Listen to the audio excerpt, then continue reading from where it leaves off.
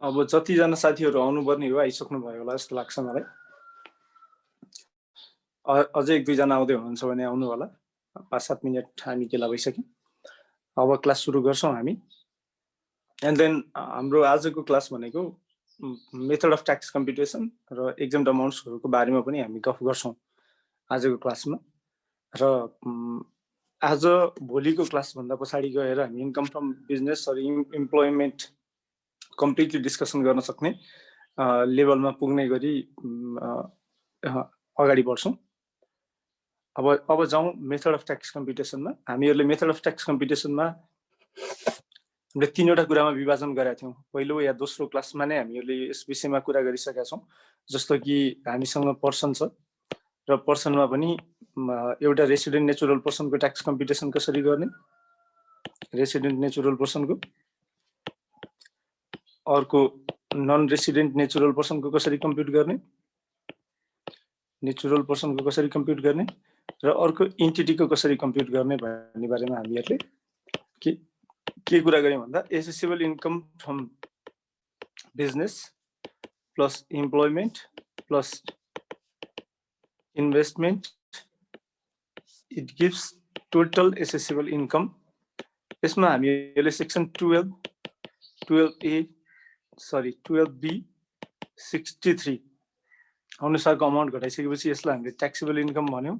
Resident natural पर्सनको केसमा taxable income भन्यौँ र यसमा हामीहरूले शेड्युल 1 सेक्सन 1 अनुसारको 5 डिडक्सन्स घटाएपछि जे आउँछ यसलाई हामीले ब्यालेन्स ट्याक्सेबल इन्कम भन्यौँ। ब्यालेन्स ट्याक्सेबल इन्कम भन्यौँ र यसमा हामीहरूलाई त्यसपछि दुईटा पार्टमा ब्यालेन्स ट्याक्सेबल इन्कम आइसकेपछि हामीहरूले यसलाई दुईटा पार्टमा डिभाइड गर्यौँ। एउटा यो कपल एसेसमेन्ट हो या इन्डिभिजुअल एसेसमेन्ट हो।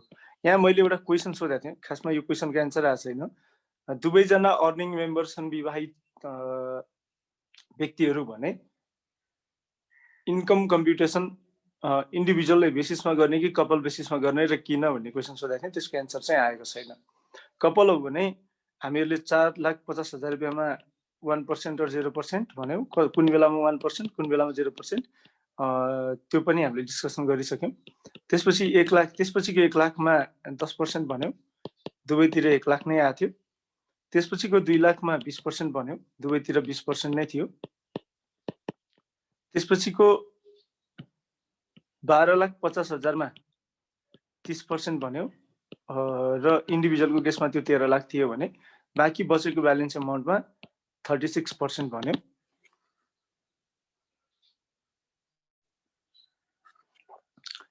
बाँकी बचेको ब्यालेन्स अमाउन्टमा 36% भन्यौँ र यसपछि हामीहरूले के गर्यौँ भन्दा यसको टोटल जोड्यौँ, यसको यो ट्याक्स लायबिलिटीको टोटल जोड्यौँ। टोटल जोडेर 3टा ट्याक्स क्रेडिट घटाउन पाउने कुरा गरेका थियौँ। फिमेल ट्याक्स क्रेडिट और female tax credit, medical tax credit अनि त्यसपछि आएर फरेन ट्याक्स क्रेडिट। यति घटाइसकेपछि जुन लायबिलिटी आउँछ त्यो तिर्नुपर्ने कर दायित्व भनेर कुरा गरेका थियौँ हामीहरूले। र यसपछि एडभान्स ट्याक्सेसहरू जति पनि छ, एडभान्स ट्याक्सेस पेडलाई घटाइसकेपछि नेपाल सरकारलाई बुझाउन बाँकी कर नेपाल सरकारलाई बुझाउन बाँकी कर आउँछ भनेर हामीले डिस्कसन गरिसकेका थियौँ।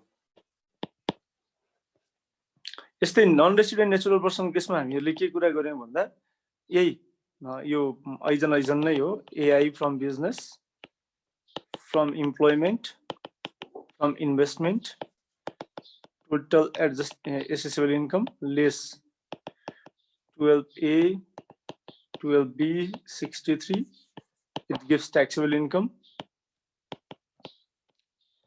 less 1 deduction from section 1 of schedule 1 balance taxable income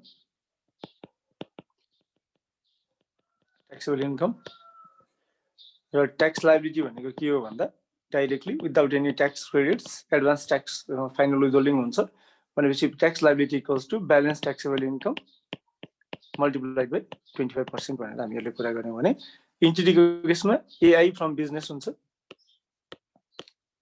employment र इन्भेस्टमेन्ट हुँदैन लेस रिडक्सन अन्डर सेक्सन 12 क or 12 ख हुन्छ 63 हुँदैन यसले ट्याक्सेबल इन्कम दिन्छ ट्याक्सेबल इन्कम दिइसकेपछि multiplied by effective tax rate जति करको दरमा कर लगाउने हो effective tax rate equals to tax liability भनेर हामीहरूले कुरा गर्यौँ यसमा घटाउन पाउने भनेको चाहिँ if there is any foreign tax credit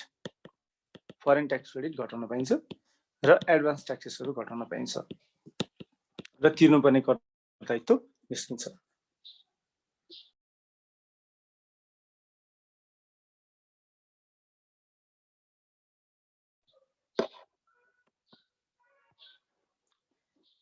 यदि हामीहरूले कुरा गरेका थियौँ र यो कुरा गर्दा हामीहरूले के चाहिँ छुटाएको थियौँ भन्दा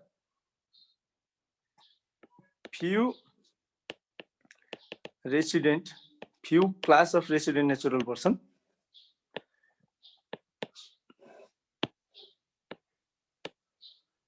हामीले के चाहिँ भनेको थिएन भन्दा few class of resident natural persons shall not calculate tax as above यदि डिटेलमा ट्याक्स कम्प्युट गर्नु पर्दैन few class of resident natural person ले कोले पर्दैन भन्दा भिज the person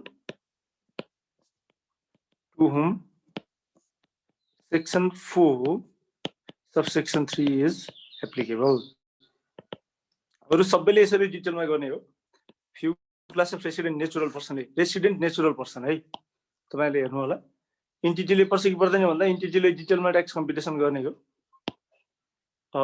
non resident natural पर्सनले पर्छ कि पर्दैन भन्दा फाइनल विथहोल्डिङ बाहेकको इन्कम छ भने नन रेसिडेन्ट नेचुरल पर्सनको उसले पनि डिटेल्डमा ट्याक्स कम्प्युटेसन गर्नुपर्छ भने few class of resident natural person shall not calculate tax as above कोले भन्दा चाहिँ यो भयो small business persons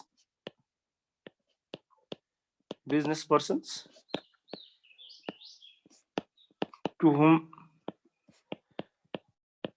section 4 subsection 4 is applicable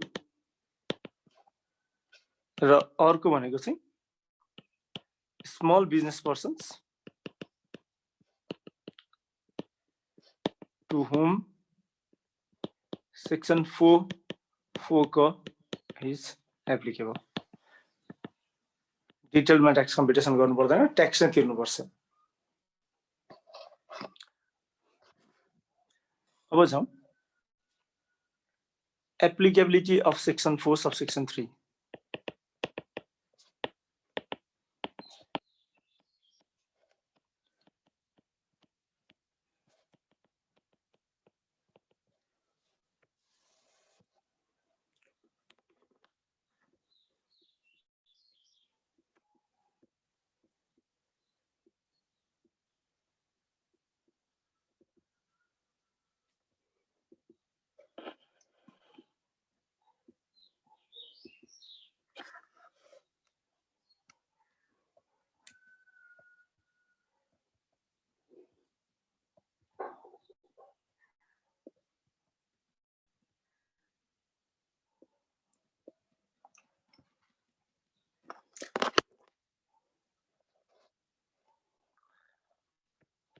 Section 4 subsection 3 is applicable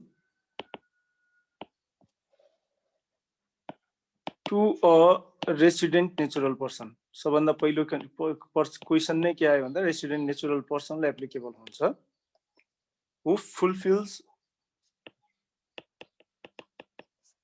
all the following conditions. Number A first condition के भयो त्यो व्यक्ति resident natural person हुनुपर्छ नम्बर ए त्यस पछाडि कन्डिसन भनेको the person shall derive income only from employment having source in Nepal.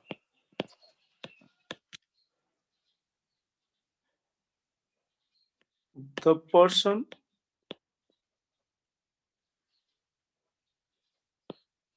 shall have only one employer at a time. एक पटकमा एउटा मात्र employer हुनुपर्छ and all the employers shall be resident during the income year.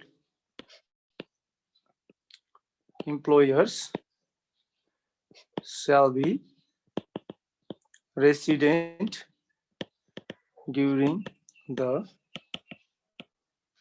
income year. अर्को छ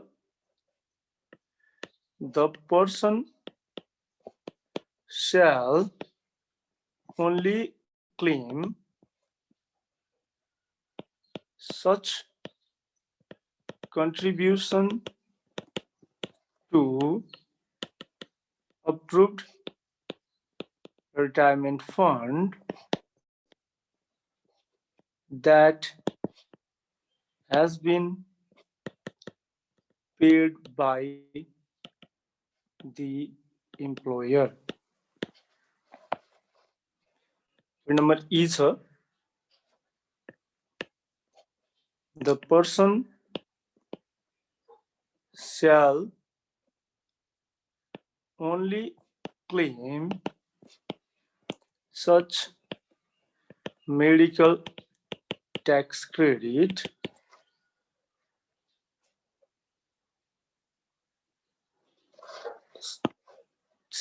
medical tax credit only on medical expenditure paid by the employer.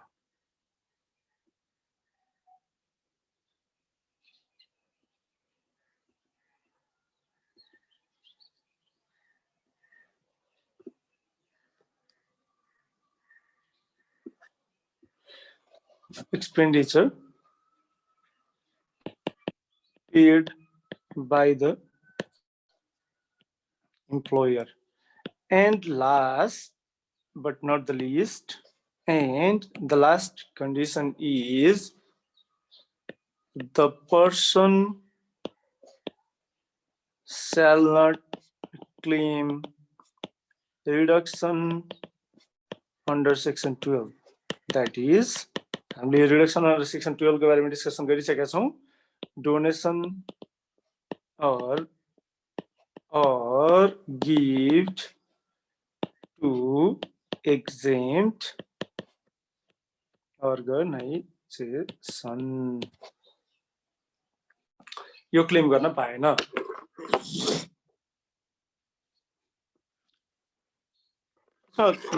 केही पनि छैन, सातवटा कुरा छ. एउटा रेसिडेन्ट नेचुरल पर्सन हुनुपर्छ, उसको एक पटकमा एउटा मात्र इम्प्लोयमेन्ट हुनुपर्छ, प्रत्येक इम्प्लोयरहरू नेपालमा रेसिडेन्ट हुनुपर्छ,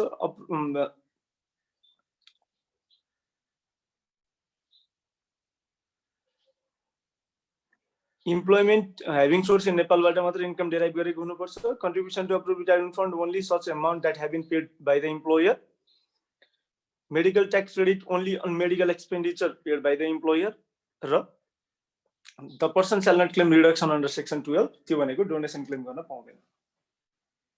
the person can not claim donation. अब यो केसमा डिटेल ट्याक्स कम्प्युटेसन हुँदैन भने how do you determine the tax liability? Tax liability of the resident natural person equals to of the resident natural person is equal to taxes withheld by the employers during the income year. under section 87 of the act.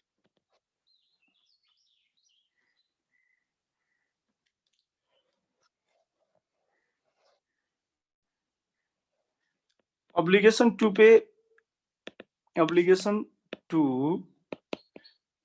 installment tax under section 94. Installment tax भन्ने छ एउटा section 94 मा, and filing of estimated tax return under section 95.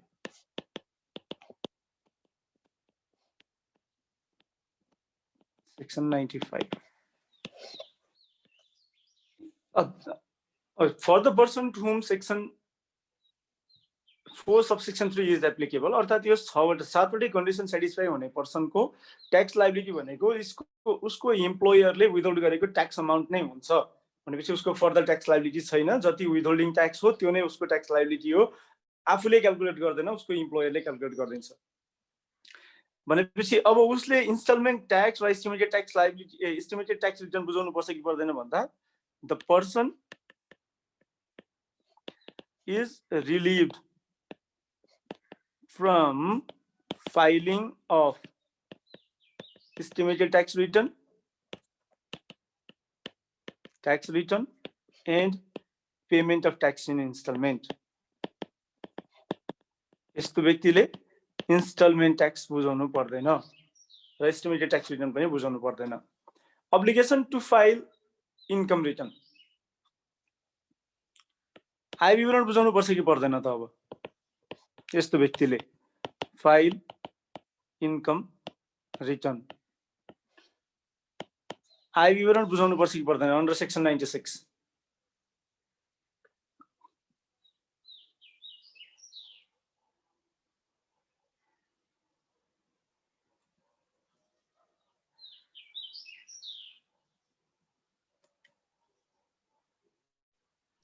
हामीलाई सोध्छ sir, बुझाउन पर्दैन तर पाइन्छ, त्यस्तो हो? मलाई थाहा छ त्यस्तै हो। ठिक छ। अब के हुन्छ भन्दा अब्लिगेसन टु फाइल इन्कम रिटर्नको केसमा हामीसँग दुई थरी यस्ता इम्प्लोइ हुन सक्छन्। The person has only one employer through out the income year, वर्षभरि नै एउटा मात्रै इम्प्लोयर छ।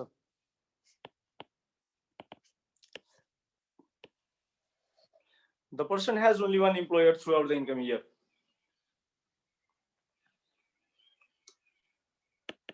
In such case, he has no obligation to file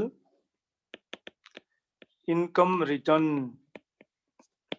unless one demanded by IRD through a written notice. उसलाई लिखित सूचना जारी गरेर IRD ले रिटर्न बुझा भन्यो भने पर्यो। Number 2, demanded by IRD through a public circular, और तीनवटा केसमा बाहेक है। और number 3, the total income, whether taxable or exempt, exceeds rupees 40 lakhs during the income year. यो तीनवटा कन्डिसन आयो भने चाहिँ विवरण बुझाउनु पर्छ, नभए पर्दैन। नम्बर 1, IRD ले उसलाई रिटर्न नोटिस इस्यु गरेर विवरण माग्यो भने। नम्बर 2, IRD ले उसको जस्ता व्यक्तिहरुसँग विवरण माग्यो पब्लिक सर्कुलर इस्यु गरेर भने, अहिलेसम्म त्यस्तो पब्लिक सर्कुलर इस्यु भएको छैन।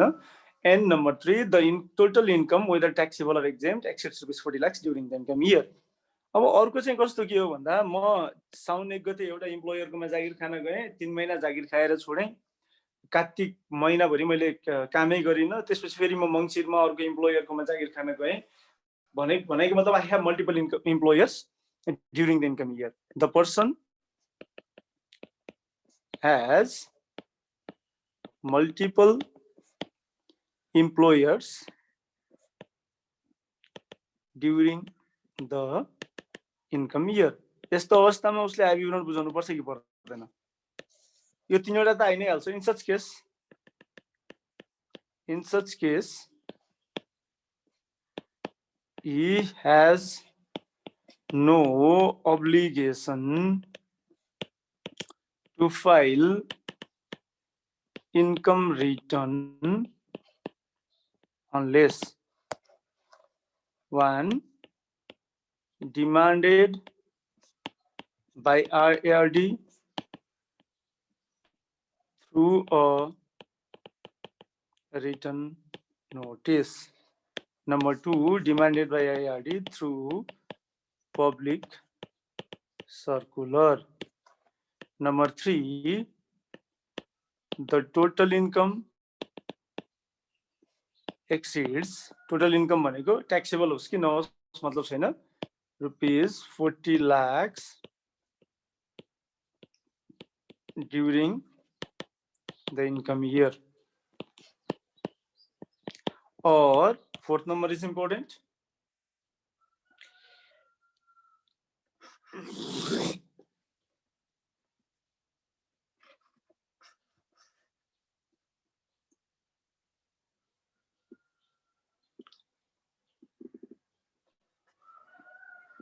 Number 4 is important. It does not follow the following procedures. A,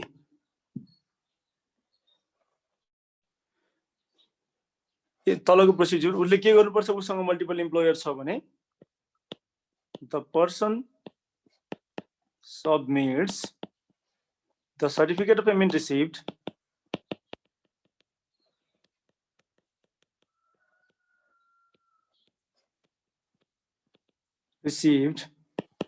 from previous employer along with the total amount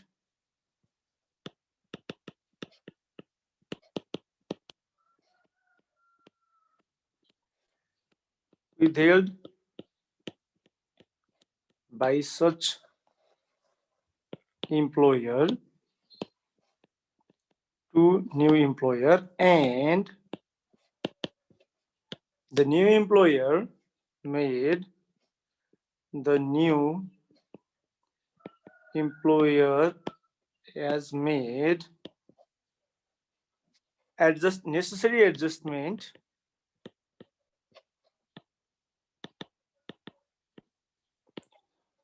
of income derived by the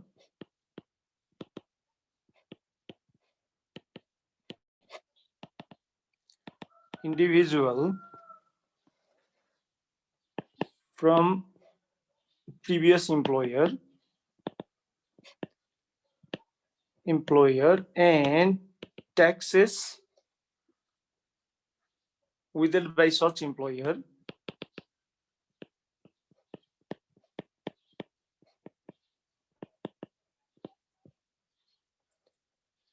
while computing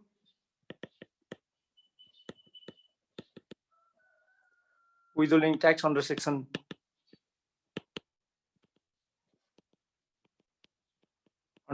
87 of the act. भनेको मतलब यदि multiple employer छ भने के process चाहिँ follow गर्नु पर्यो भन्दा आफूले प्रिभियस इम्प्लोयरबाट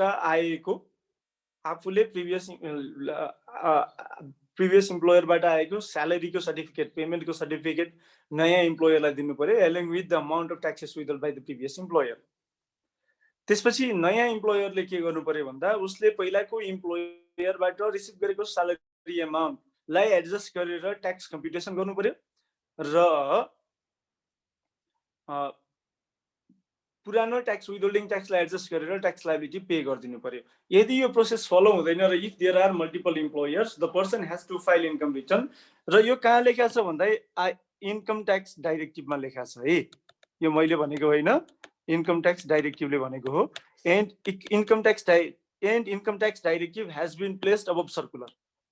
तपाईँलाई थाहा छँदैछ आइआरडी को सर्कुलर भन्नु र इन्कम ट्याक्स डाइरेक्टिभ भन्नु एउटै जस्तो कुरो हो। It has been placed above circular.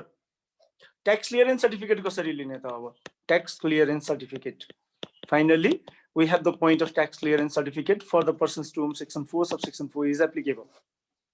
भन्दा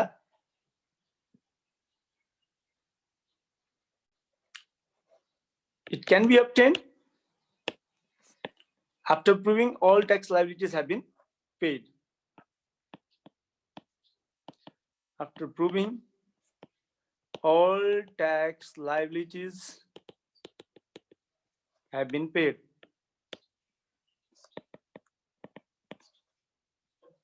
Can also be obtained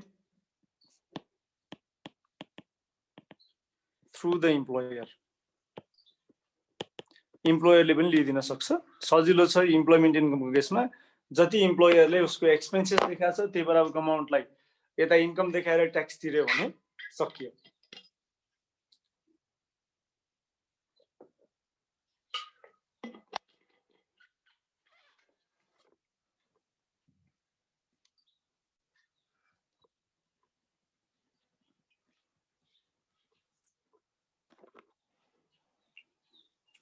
ठिक छ है।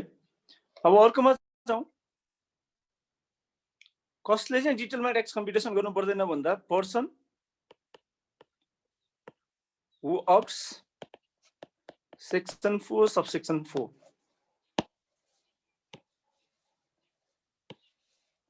दफा 4 को दफा 4 अप्ट गर्ने मान्छेले ट्याक्स दिनु पर्दैन। यो भनेको only the provision of income tax act, presumptive taxation. Presumptive ट्याक्सेसनको ओन्ली द प्रोभिजन हो। इन्कम ट्याक्स एक्टमा प्रिजम्पटिभ ट्याक्सेसनको एउटा मात्रै प्रोभिजन हो। त्यो के हो भन्दा section 4 subsection 4।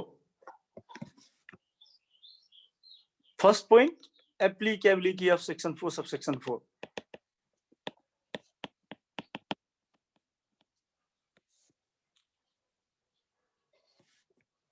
Section 4 subsection 4 is applicable to such resident natural person, is applicable to such resident natural person who satisfies all the following conditions. Who satisfies all the following conditions. Number 1, condition number 1, the person, the resident natural person shall have, के सोध्दै हुनुहुन्छ,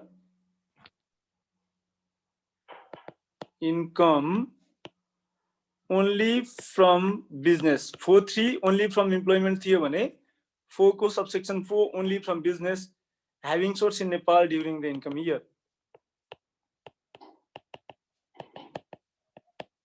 त्यो income इयरमा उसको के मात्रै income हुनु पर्यो, बिजनेस इन्कम मात्रै हुनु पर्यो। त्यो रेसिडेन्ट नेचुरल पर्सनको बिजनेस इन्कम मात्रै, र त्यो पनि नेपालमा सोर्स भएको मात्रै, नेपाल भन्दा बाहिर सोर्स भएको हुन भएन। Number 2, the person shall not claim medical tax credit.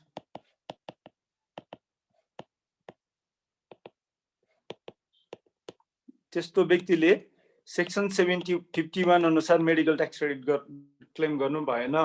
तपाईले 4 को 3 मा हेर्नु भयो भने only to such extent that has to such extent on such medical expenditure that has been paid by the employer भन्ने कुरा थियो भने यहाँ चाहिँ क्लेम नै गर्न पाइएन। Number 3, the person shall not claim advance taxes. advance taxes arising out of withholding taxes under section 93.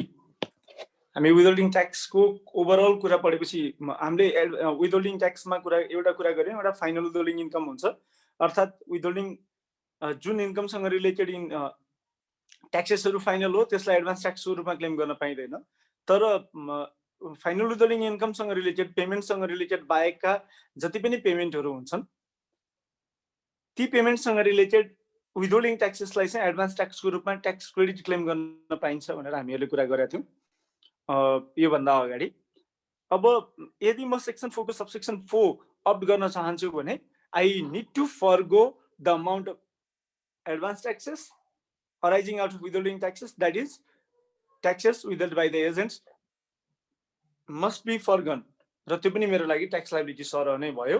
मैले त्यसलाई एडभान्स ट्याक्स लायबिलिटी डिस्चार्जमा घटाउन पाउँदिन। The turnover from the business, turnover from the business, यो टर्नओभर भनेको सेल्स हो या turnover हो है, यो टर्नओभर भनेको चाहिँ सेल्स वा टर्नओभर हो। shall not be more than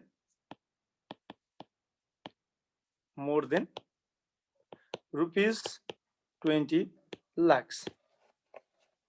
Point number 5, the profit. Profit भनेको के हो? Assessable income from business. Business बाहेक त अरु इन्कमै छैन हामीसँग यो अप्ट गर्नलाई, त्यही भएर assessable income from business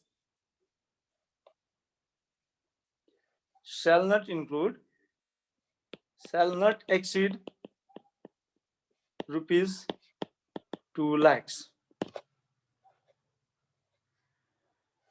Point number 6, sorry, 1 2 3 4 5 6, okay, 6. The person shall elect this provision to be applied in writing. यसको अर्थ के हो भन्दा the tax authority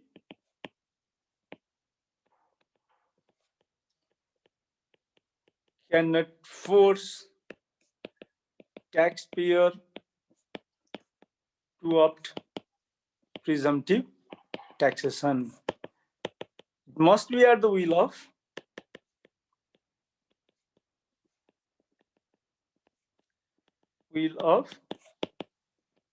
taxpayer.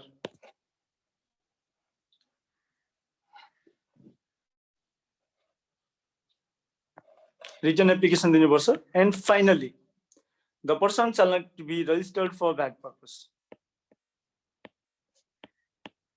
Shall not be registered for value added tax purpose को लागि दर्ता भएको व्यक्तिले प्रिजम्पटिभ taxation तिर्न पाउँदैन। युजुअली तपाईहरुलाई भनौं स्टुडेन्टहरुले फेल हुने भनेको चाहिँ all the following, यहाँ जुन छ यो all भन्ने वर्ड जुन छ, students fail to write all, त्यहाँ all नलेखियो भने यो 6औं नम्बर पछि यहाँ गएर एन्ड लेखिदियो, माथि कमा कमा राखेर यहाँ गएर एन्ड लेखिदियो भने all को सटिस्फाक्ट all प्रोभिजन भन्नेलाई पनि के गर्छ भन्दा त्यसले सटिस्फाई गराउँछ। भनेको मतलब यो मध्ये एउटा कन्डिसन छुट्नु भनेको, यो अघि हामीले भनेको 6वटा कन्डिसन मध्ये यो 7वटा कन्डिसन मध्ये एउटा कन्डिसन छुट्नु भनेको चाहिँ तपाईलाई सेक्सन 4 को सबसेक्सन 4 को एप्लिकेबिलिटी थाहा छैन भन्ने कुरा बुझिन्छ।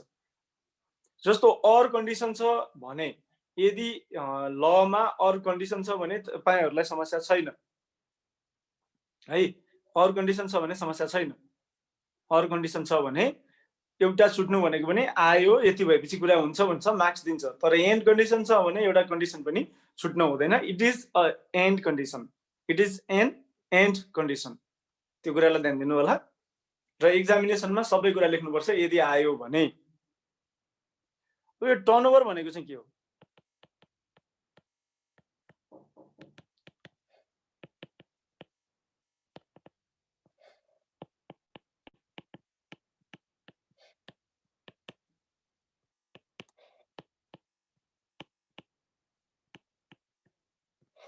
टर्नओभर भनेको चाहिँ के हो भन्दा inclusion under section 789 without any deductions. Business इन्कममा इन्क्लुड हुने अमाउन्ट, इम्प्लोइमेन्ट इन्कममा इन्क्लुड हुने अमाउन्ट र इन्भेस्टमेन्ट इन्कममा इन्क्लुड हुने amount without any deductions turnover हो, त्यसको ग्रस टोटल।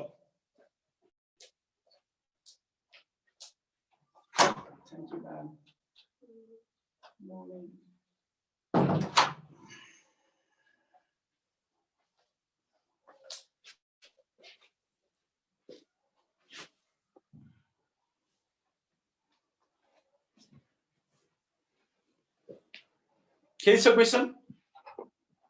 सुन्न त सुन्नु भएको छ नि हैन? ओके सर एउटा क्वेसन सर, मजाले।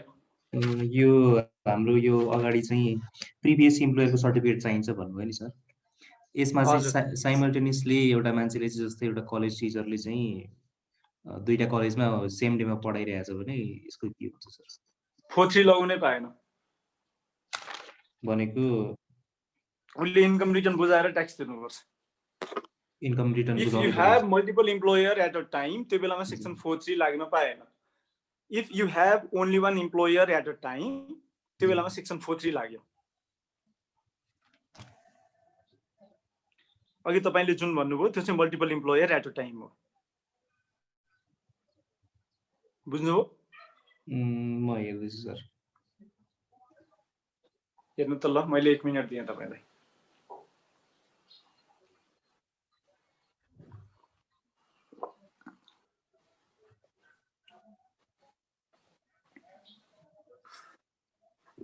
लागेन भन्नु है सर? 4.3 एप्लिकेबल भएन। हजुर अब भयो सर। ओके, अब अर्को छ taxes payable in respect of taxable income. Section 4 को सबसेक्सन 4 लाग्ने मान्छेले कति ट्याक्स लायबिलिटी तिर्नुपर्छ त? Tax liability for the income year.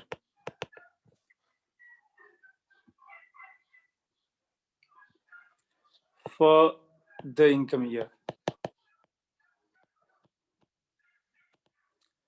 tax liability for the income year 2 वर्षको राखिदिन्छु म। 77-78 को कति, 76-77 को कति, र यसमा ट्याक्स लायबिलिटी तिर्ने कुरा चाहिँ लोकेसन अफ बिजनेसको आधारमा हुन्छ। बिजनेस कुन स्थानमा छ भन्ने आधारमा हुन्छ। लोकेसन अफ बिजनेस रजिस्ट्रेसन भनौँ, अझ व्यवसाय दर्ता कुन ठाउँमा छ भन्ने आधारमा हुन्छ। If the business is located as metropolitan and sub metropolitan छ भने 7500 र 1875 76-77 को लागि 76-77 को लागि 1875 रुपैयाँ। अर्बन म्युनिसिपालिटीमा छ भने, नगरपालिकामा छ भने 4000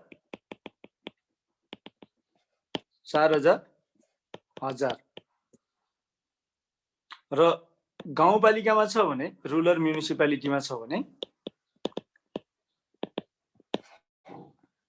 2500-625 रुपैयाँ। 76-77 लाई कोभिड डिस्काउन्ट छ, त्यसकारणले गर्दा 25% अफ दिज अमाउन्ट्स। महानगरपालिका 7500, गाउँपालिकामा 4000 र रुरल म्युनिसिपालिटीमा 5000 रुपैयाँ। अब दुईटा कुरा आयो, whether the person to whom section 4 subsection 4 has the withholding tax obligation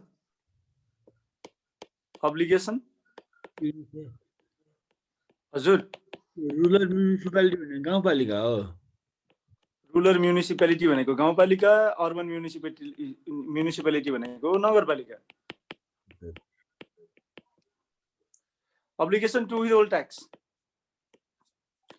under chapter 18 of the act। 18 जस्तो लाग्छ हैन भने मलाई सच्याउनु होला, तपाईले हेर्नु भयो भने। मलाई चाहिँ च्याप्टर 18 जस्तै लाग्छ है, म आफै हेर्छु हेर्नलाई त।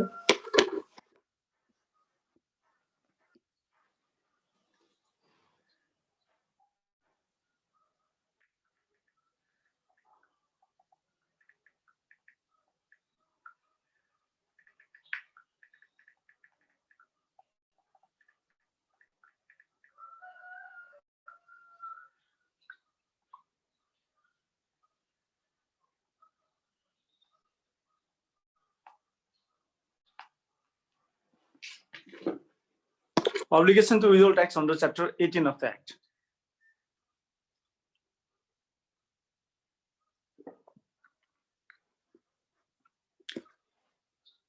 अर्थात् under section 80, 87, 88 को and 89 हाम्रो withholding tax को टोटल कतिवटा सेक्सन हो भन्दा 4वटा सेक्सन हो।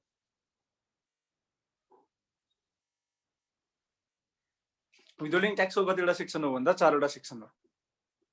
सेक्सन 87, 88, 88 को and 89। अब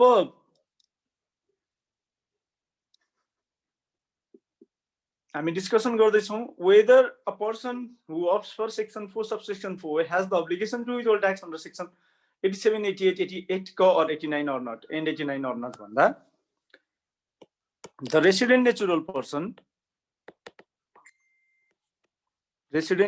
person who opts section 4 subsection 4 has the obligation to withhold tax under section 87, 88, 88 ko and 89 of the Act. Tax withholding of tax obligation छ कि छैन भन्दा छ।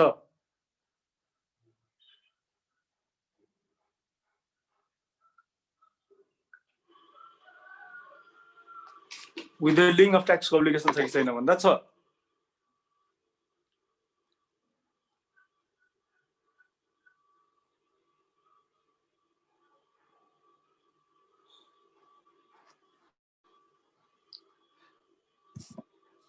Therefore,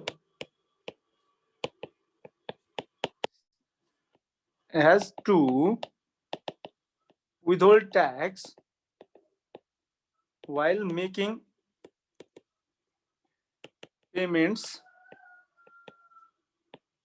listed in those sections. एउटा भयो। अर्को deemed withholding of tax भन्ने हुन्छ।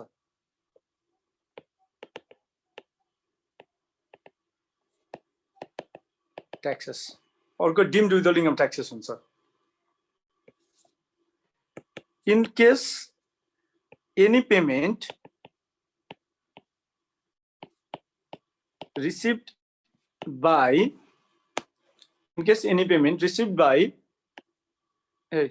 made by any payment made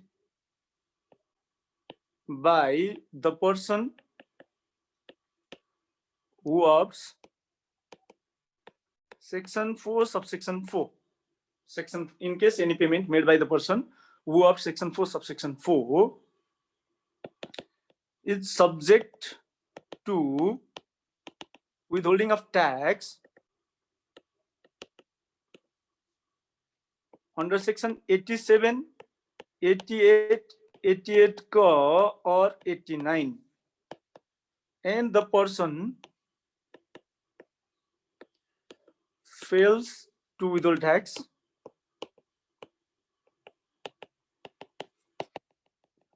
it is deemed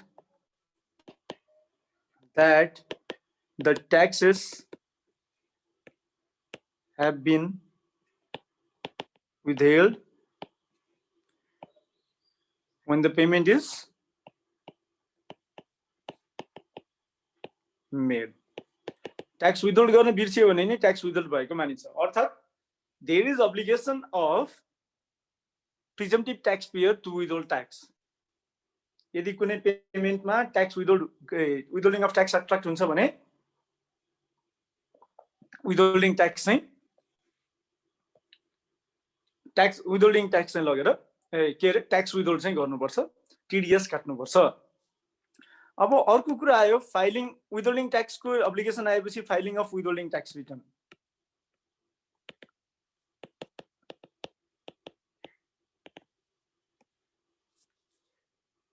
In case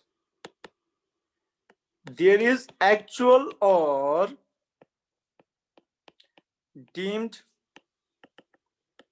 withholding of tax during any Nepali calendar month. During any Nepali calendar month,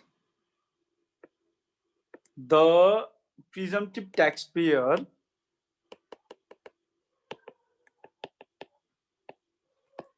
shall file a withholding tax return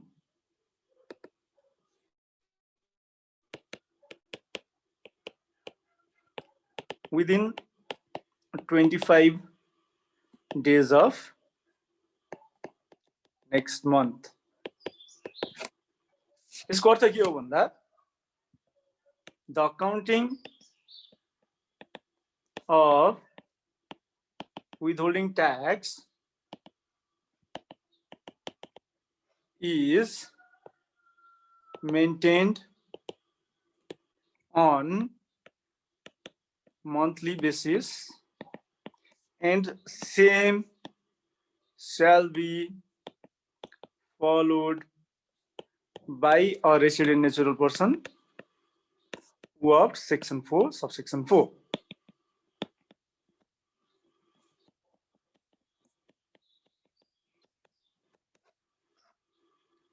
due date कहिले भन्दा actual र deemed withholding tax छ कुनै महिनामा भने त्यो महिना समाप्त भएको मितिले 25 दिन भित्र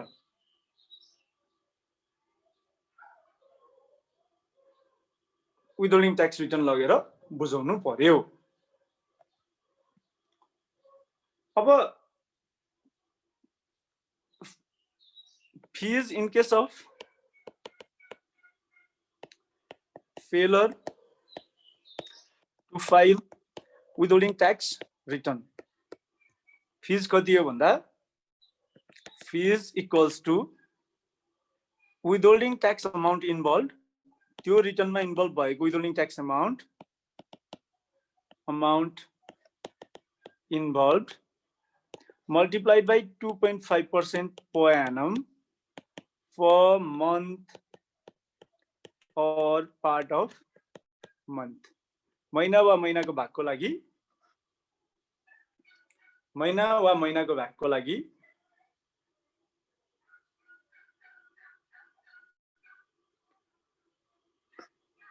until from the due date of filing return until such return is filed.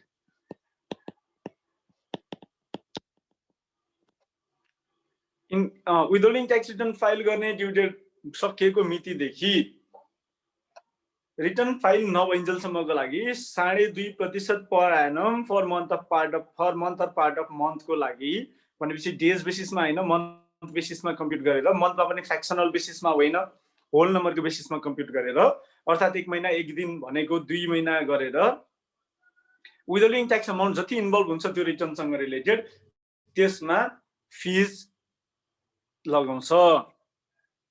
Payment of withholding taxes अर्को भनेको पेमेन्ट अफ विथहोल्डिङ ट्याक्सेस हो। दुईटा छ, one as an agent,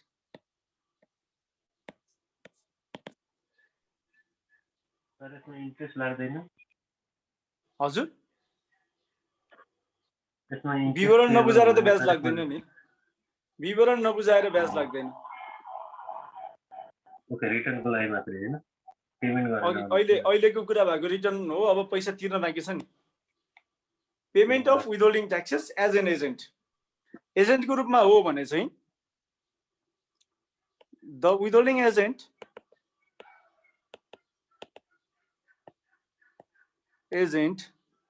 shall pay any actual or deemed withholding of taxes. Deemed withholding taxes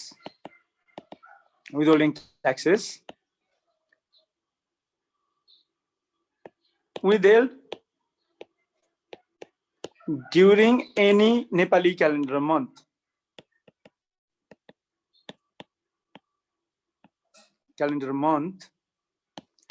Within 25 days of end of such month. Such month. In case of failure to pay such amount,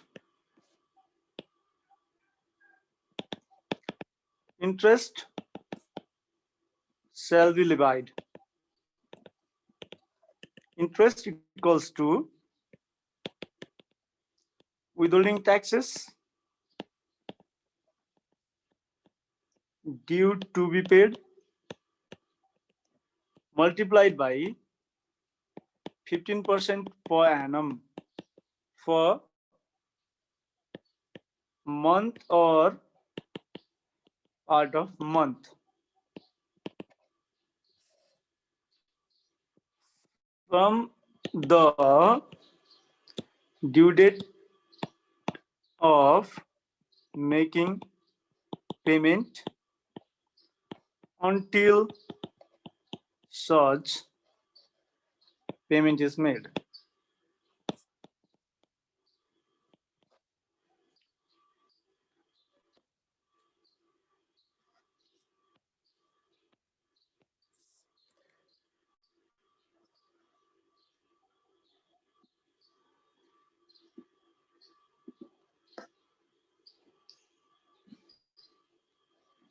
Number 2,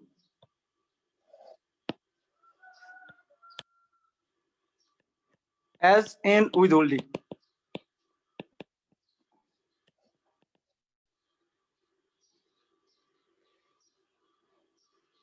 Payment of withholding taxes as in withholding. Agent को रूपमा त उसले collect गरेको विथहोल्डिङ tax वा deemed withholding of ट्याक्सेसहरू जति पनि छ ती सबै अमाउन्ट यो महिनाको लागि अर्को महिनाको 25 गते भित्र बुझाउनु पर्यो। 25 गते भित्र बुझाएन भने 26 गतेदेखि लागू हुने गरी पेमेन्ट नगरिन्जेलसम्मको दिनको लागि 15% per annum ले ब्याज लाग्छ, 15% per annum ले ब्याज लाग्छ। यो उसको लागि मात्रै होइन, सबै विथहोल्डिङ एजेन्टको लागि हो है। यो चाहिँ उसको लागि मात्रै होइन, सबै विथहोल्डिङ एजेन्टको लागि हो। उसका सबै एप्लिकेसनलाई एक ठाउँमा ल्याएर राख्दिएको हो। अब एज एन विथहोल्डी छ भने, विथहोल्डीको रूपमा हो भने चाहिँ एज पर सेक्सन 90 सबसेक्सन 5 हामी फेरि पछि पनि पढ्छौँ, तर अहिले नै पढिसकेपछि मोर अर लेस कभर भएको मान्नु पर्यो। अब विथहोल्डी is severally and jointly responsible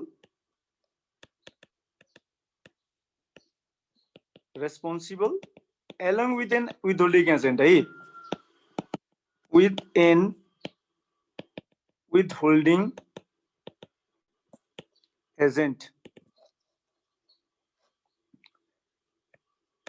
to pay deemed withholding of taxes. Deemed withholding of taxes भनेको के हो भन्दा,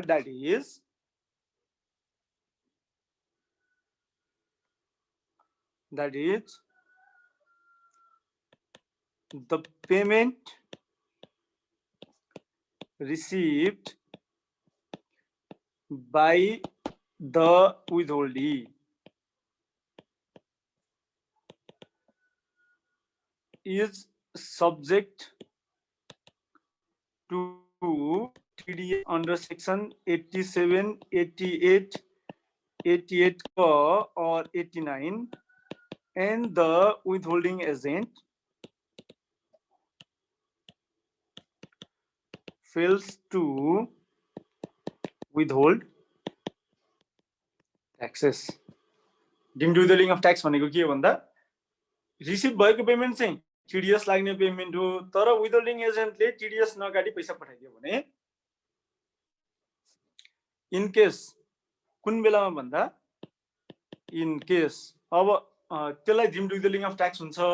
डिम्ड विथहोल्डिङ अफ ट्याक्स को पेमेन्टको लागि withholdee is severally and jointly responsible along with an withholding agent to pay deemed withholding of taxes. कुन बेलामा भन्दा, in case the withholding agent fails.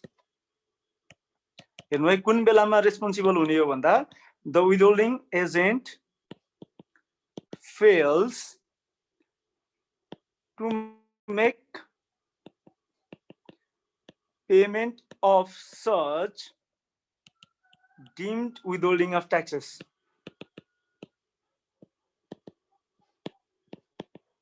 Deemed withholding of taxes within 25 days of the end of the month when such payment attracting withholding taxes is made.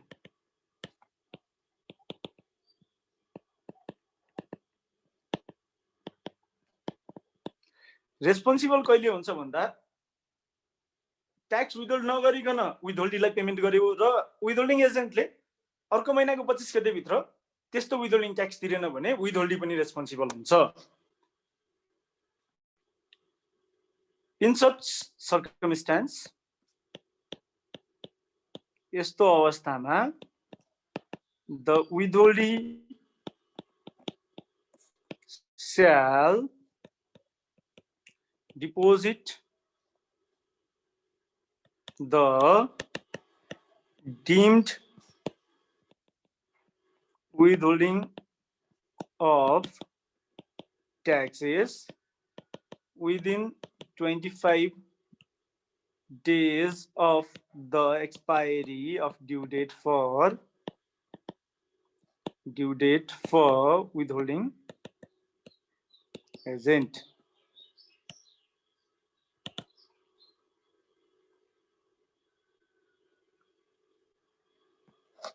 यो पैसा तिर्नै पर्छ. ठीक छ. अब अर्को प्रोभिजन भनेको चाहिँ सेक्सन 93 अनुसारको ट्याक्स क्रेडिट क्लेम गर्न पाइन्छ कि पाइँदैन. Tax credit on withholding taxes under section 93 भन्दा the person who opts for section 4 subsection 4 cannot claim tax credit with respect to taxes withheld or deemed to be withheld by withholding agent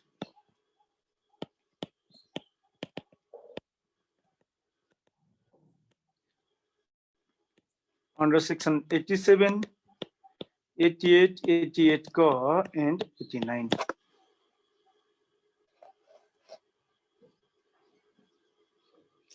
अर्को obligation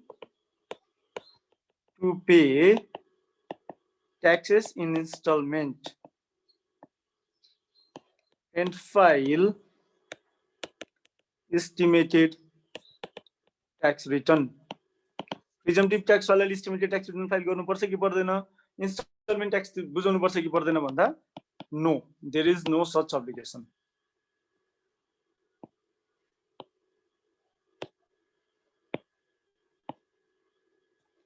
There is no such obligation.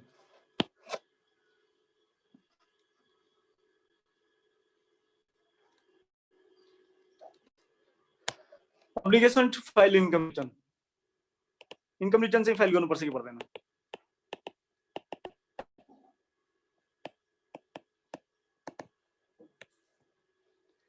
Income return must be filed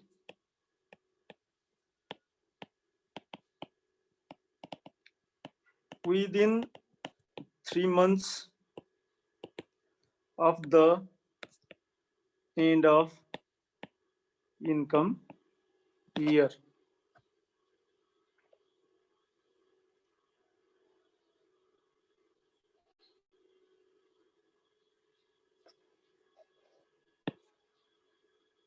Unless A, the due date is extended by tax authority under section 98, which in practice is not feasible, or a return under section 96(5) is demanded before the due date of filing such return. अब विवरण कहिलेसम्म बुझाउने हो भन्दा within 3 months of the end of income year बुझाउने हो, within 3 months of the end of income year बुझाउने हो। तर इन्कम रिटर्न बुझाउने म्याथ थपियो भने म्याथ थपिएको अवधिभित्र हैन, म्याथ थपिएन भने 3 महिनाभित्र नै भइहाल्यो। र त्यो बाहेक अर्को सेक्सन 96 को सबसेक्सन 5 मा चाहिँ IRD can demand income return before the due date of filing income return sir. यदि त्यसरी IRD ले इन्कम रिटर्न डिमान्ड गर्यो भने त्यो पनि भयो।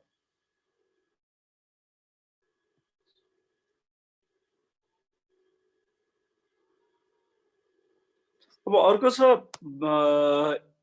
इन्कम रिटर्न को फर्म के हो भन्दा D01। इन्कम रिटर्न को फर्म D01 हो। डेबिट 01 डट डट के छ लास्टमा डेबिट डट डट अनि लास्टमा 01 हो। Way to pay the tax भन्दा place of submission of income return कहाँ हो भन्दा हामीले अस्ति नै कुरा गरेका थियौं, कन्सर्न TSO और IRO। यो MLTO मा जाने त कुरै छैन है, कन्सर्न TSO और IRO। Revision of income return, revision of income return, legally practically हैन, legally income return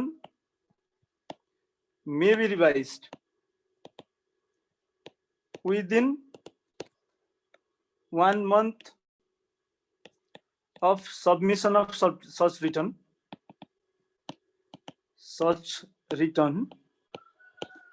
if the return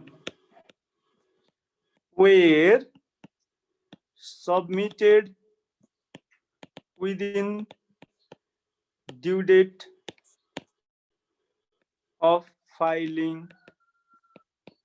such return। Return अब रिभिजन इन्कम रिटर्नलाई रिभिजन गर्न पाइन्छ कि पाइँदैन भन्दा मजाले पाइन्छ। इन्कम रिटर्नलाई रिवाइज गर्न पाइन्छ कि पाइँदैन भन्दा पाइन्छ। कहिलेसम्म रिवाइज गर्ने हो, ड्यू डेट अफ रिभिजन कहिले हो भने due date of revision is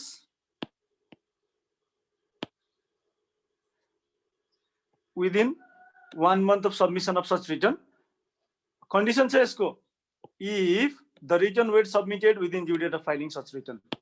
condition छ है। requirement to conduct financial audit,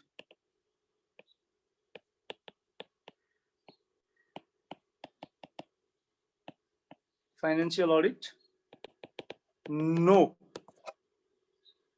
financial audit गर्नु पर्दैन for tax purpose, for tax purpose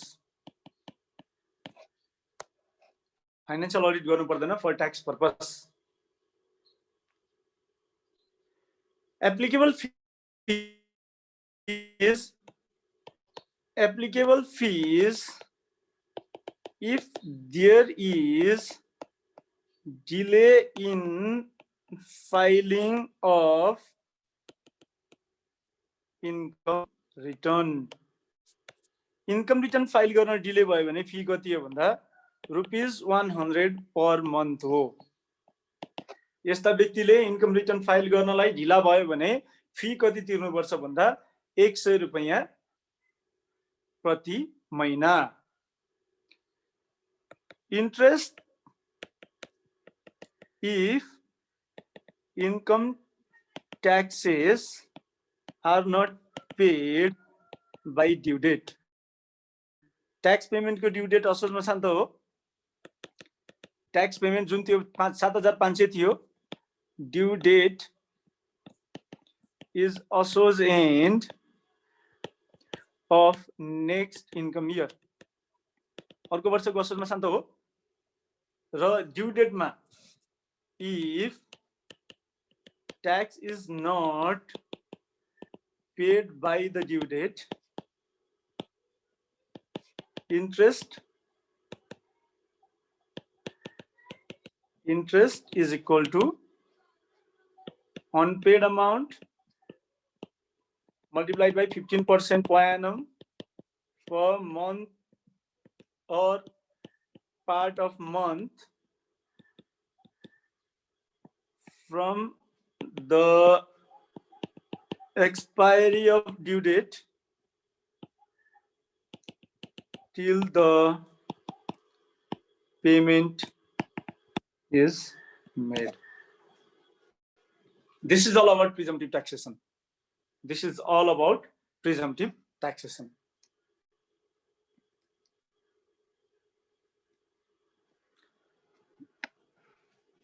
ठीक छ, केही छ क्वेशन? हामीले विथहोल्डिङ ट्याक्सको अलिकति कुरा पढ्यौँ है। विथहोल्डिङ ट्याक्स रिटर्न बुझाउने ड्यू डेट कहिले हो भन्दा 25 गते भित्र विथहोल्डिङ ट्याक्समा डिम्ड विथहोल्डिङ अफ ट्याक्स पनि हुँदो रहेछ। डिम्ड विथहोल्डिङ अफ ट्याक्स भयो भने दुईजनाको रेस्पोन्सिबिलिटी हुँदो रहेछ ट्याक्स तिर्ने भन्ने कुराहरू हामीले कुरा गरेका छौँ। पछि यी कुराहरू फेरि पनि आउँछ विथहोल्डिङ ट्याक्सको कुरा गर्ने बेलामा। अब अर्को छ पर्सन टु हुम Section 4, subsection 4 क is applicable. Person to whom section 4, subsection 4 क is applicable.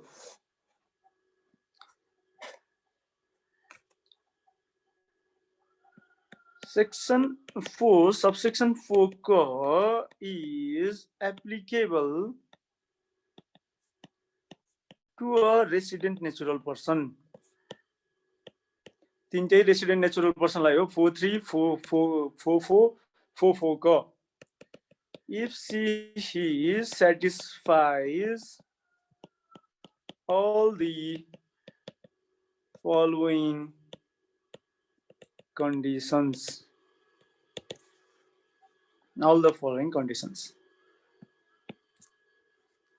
First condition is the person shall have income only from business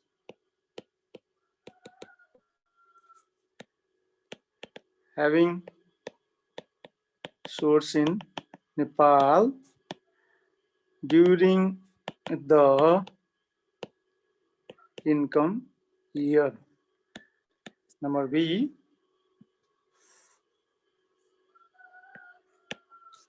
the turnover of the business shall exceed rupees 20 lakhs and shall not exceed rupees 50 lakhs. Number C,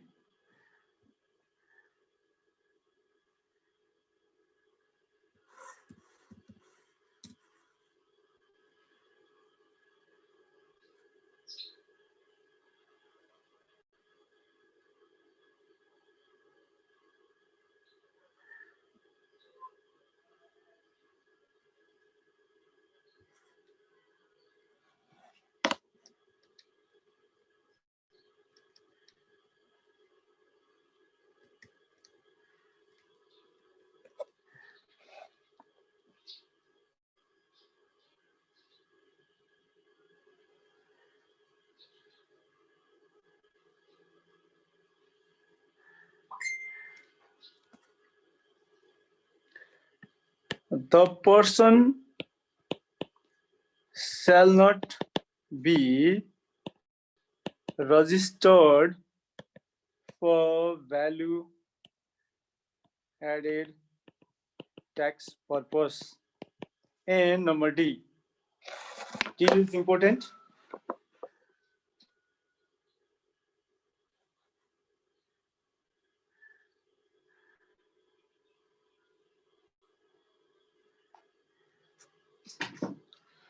Number D is important.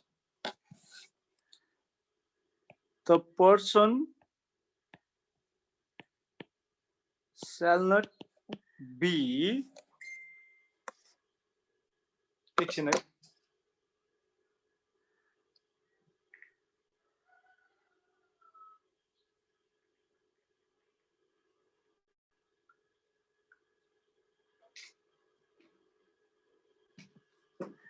The person shall not be doctor, engineer, auditor,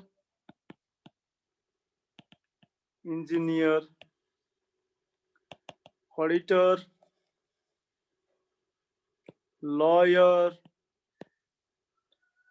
sportsman भन्यो भने त फेरि gender biased होला है, artist,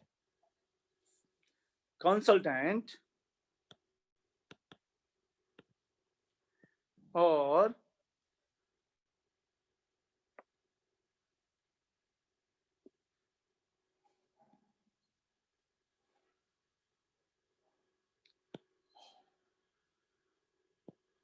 such other expert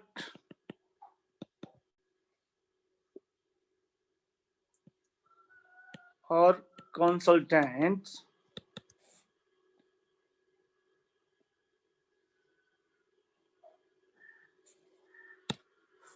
the person shall not be doctor, engineer, auditor, lawyer, sportsman, artist, consultant, such other expert or lawyer.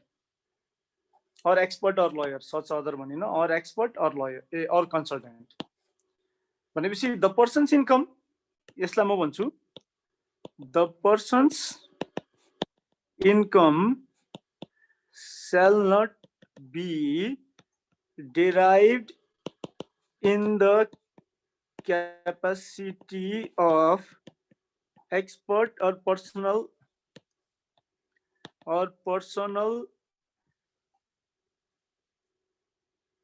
consultancy services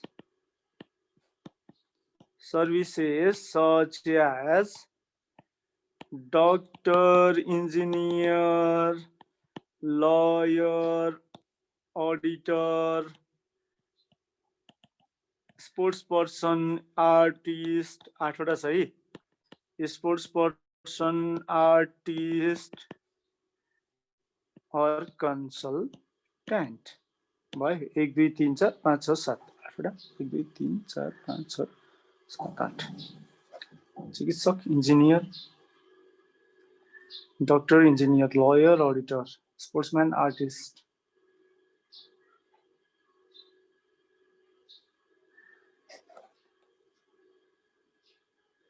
एक दुई तीन चार पाँच छ 7वटा रहेछ है,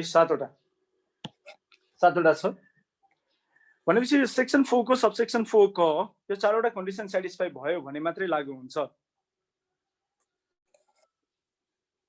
यो 4वटा कन्डिसन सेटिस्फाई भयो भने मात्रै लागू हुन्छ।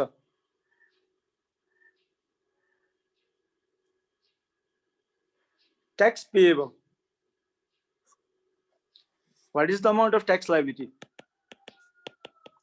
Tax payable by the persons to whom section 4 subsection 4 co is applicable.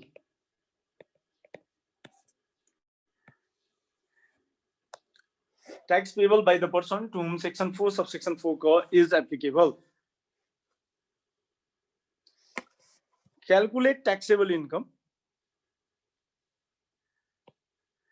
Calculate taxable income which is equal to business turnover. ठीक छ, business turnover. Then अब यसमा हामी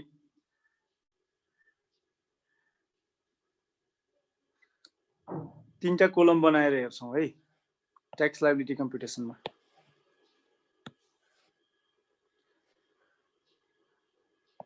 महानगर र उपमहानगरमा भएमा,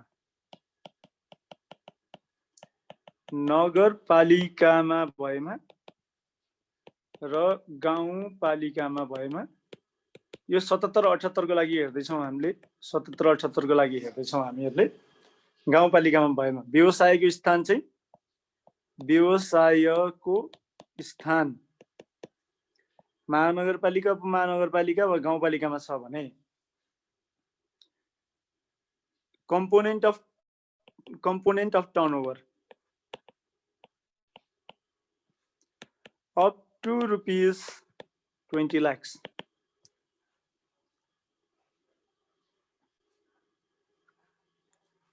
First point, 1 मा up to rupees 20 lakhs 2 20 lakh भन्दा बढी भयो भने मात्र यो हो है फेरि 2 total turnover from business minus 20 lakhs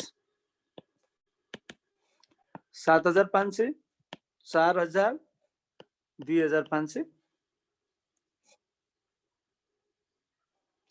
यो केसमा तीनवटा कुरा आउँछ number 1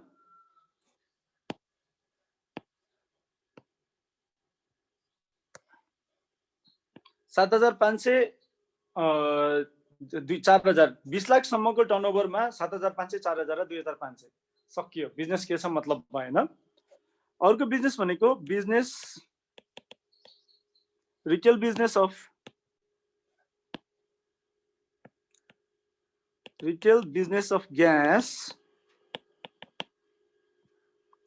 gas and cigarette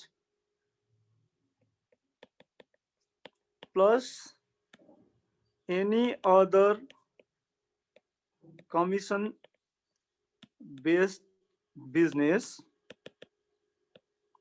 where the person's value addition does not exceed 3%.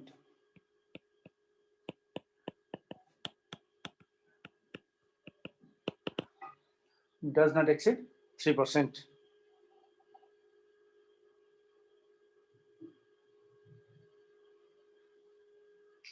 Must exceed this and must not exceed 50 lakh हो है 20 लाख भन्दा बढी 50 लाख भन्दा कम 20 लाख रुपैयाँसम्म भयो भने प्रिजम्पटिभ ट्याक्स अप्ट गर्न पाउँछ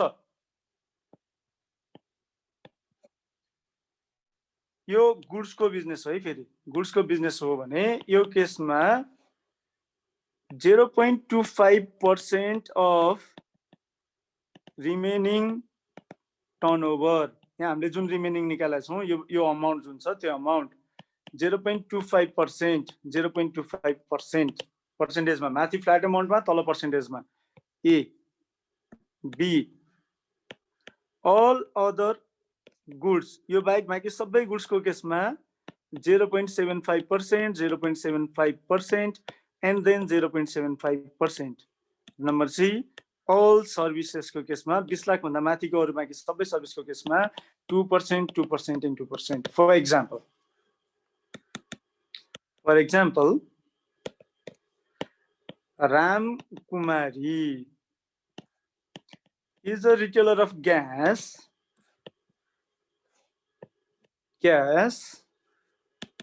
in rural municipality. Or turnover from business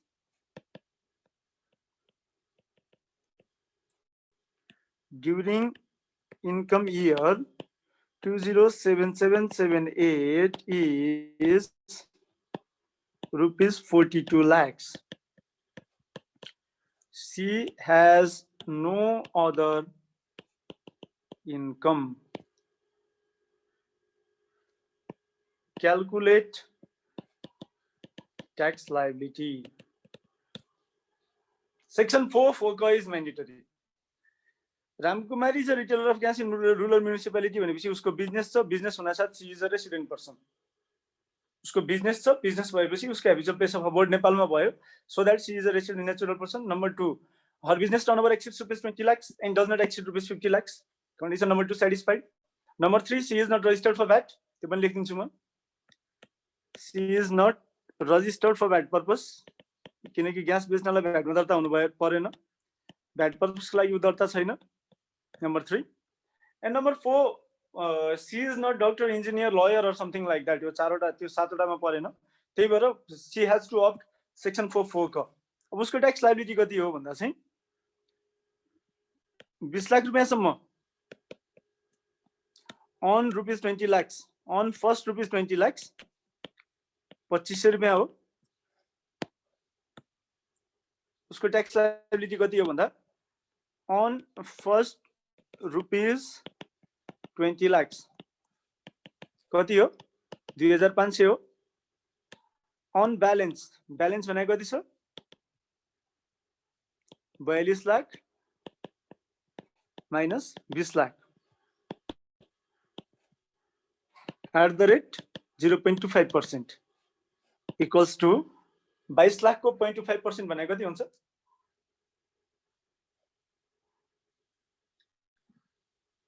22 lakh को 1% भनेको 22,000 हो भनेपछि यो भनेको 5,500 भयो टोटल कति भयो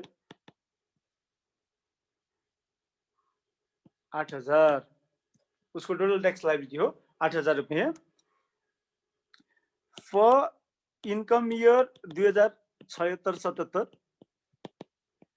there is COVID discount of 25% on total tax liability.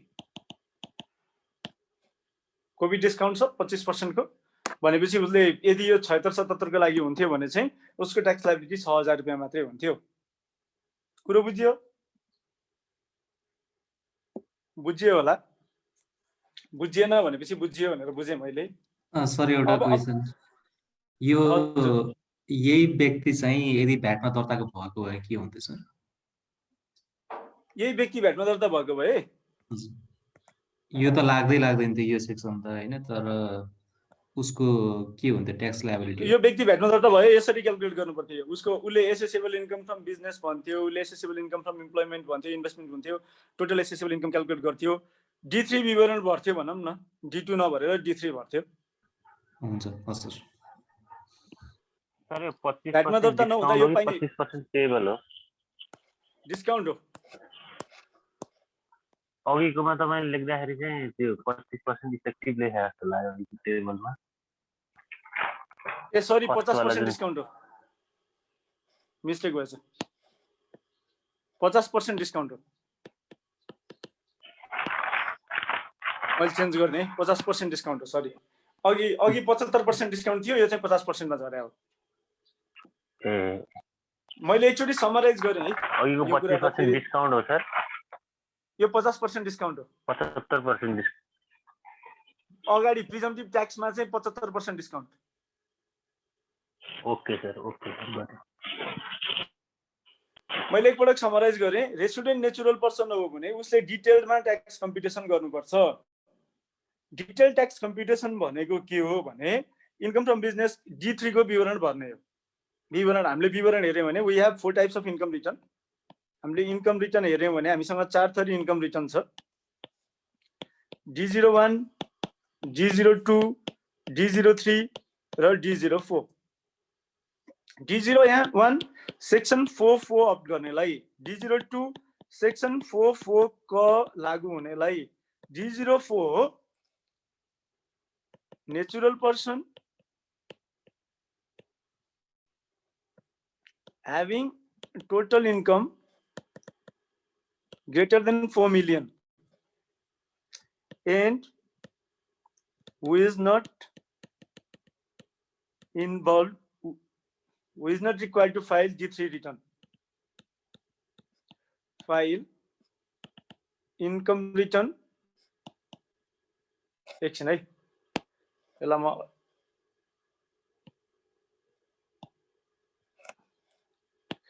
who is not required to file income return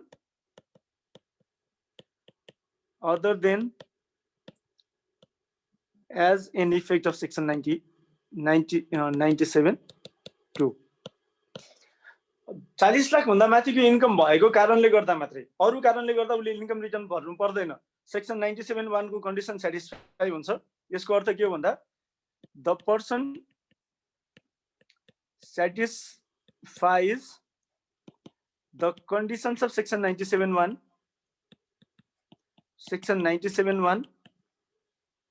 but has to file return because of section 97(2) भनेको मतलब उसको ट्याक्सेबल इन्कम नै छैन वा ऊ सेक्सन 4 को 3 एप्लिकेबल हुने नेचुरल पर्सन हो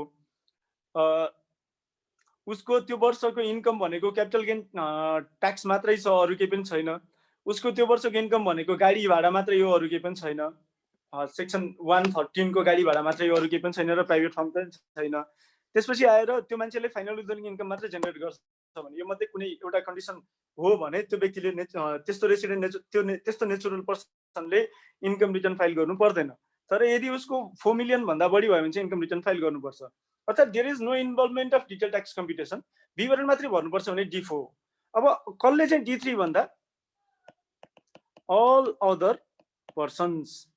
बिजनेस भइसकेपछि जहिले पनि D3 हो। बिजनेस छ भने र ट्याक्स कम्प्युटेसन छ भने D3 हो। ट्याक्स कम्प्युटेसन छ र बिजनेस छ भने, डिटेल ट्याक्स कम्प्युटेसन र बिजनेस छ भने D3 हो है। D3 को विवरण भर्नुपर्छ।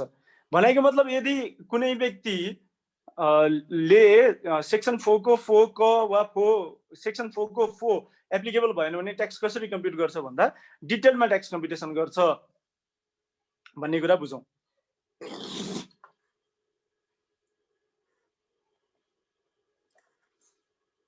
अब जाउँ अब्लिगेसन टु विथहोल्ड ट्याक्स। हजुर, मल्टिपल इम्प्लोयर भएकोले D3 भर्छ कि D4 भर्छ? D3 भर्छ। D3 कुन मल्टिपल इम्प्लोयर? हैन, at a time multiple employer. D3 नै भर्नुपर्छ। अब दिन्छ कि दिँदैन त्यो छुट्टै कुरा हो, भर्न चाहिँ त्यही पर्छ।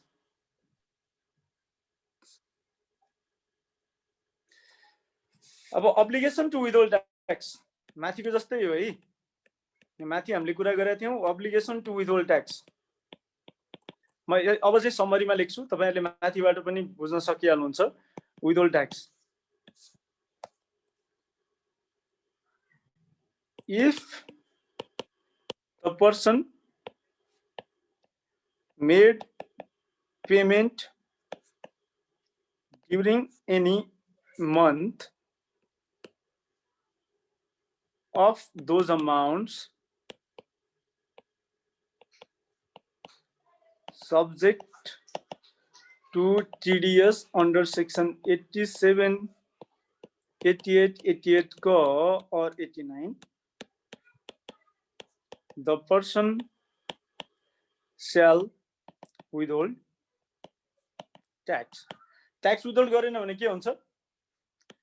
Failure to withhold tax भनेको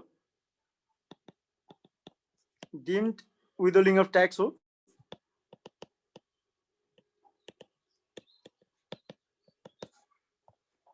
भनेपछि if there is withholding of tax, if there is withholding of tax or deemed withholding of tax,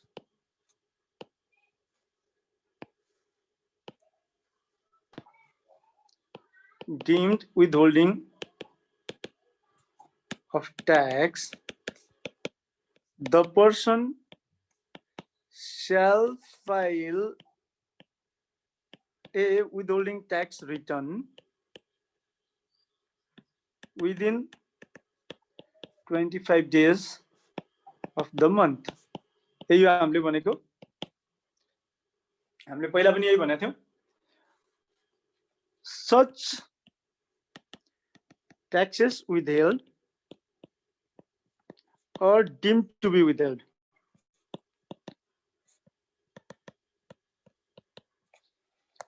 भएको tax वा deemed to be withheld भएको tax shall be paid within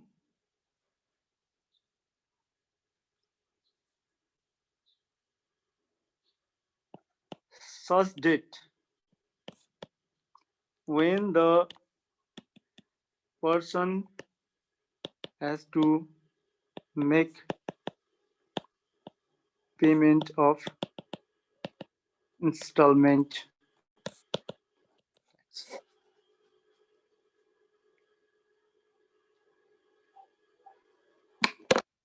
एकछिन है,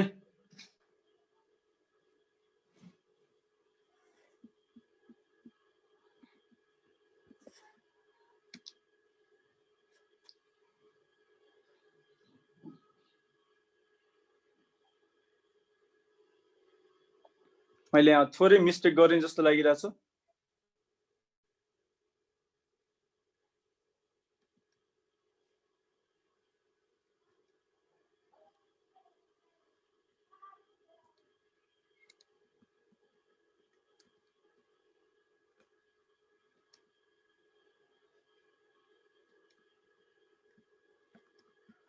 होइन रहेछ, mistake गरेर हुन्छ।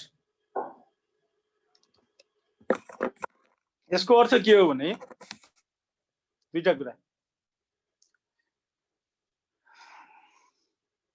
सेक्सन 4.4 को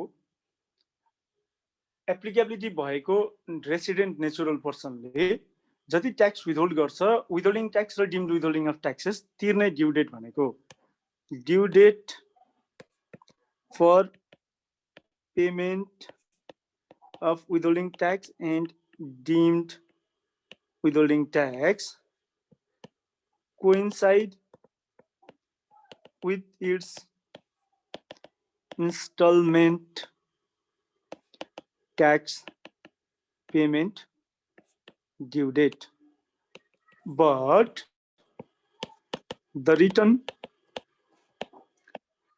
must be filed monthly. यो लमा भएको सर्टकमिङ हो है।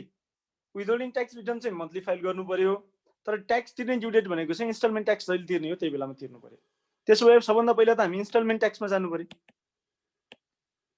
Instalment tax shall be paid by person to whom section 4.4 is applicable as follows. Installment 1 by pause end of the income year. Installment 2 दुईटा इन्स्टलमेन्टमा तिर्नुपर्छ। Instalment 2 by assigned end of income year. Amount कति छ? Amount of instalment tax. Instalment ट्याक्सको amount कति त भन्दा tax liability on actual turnover until push 20.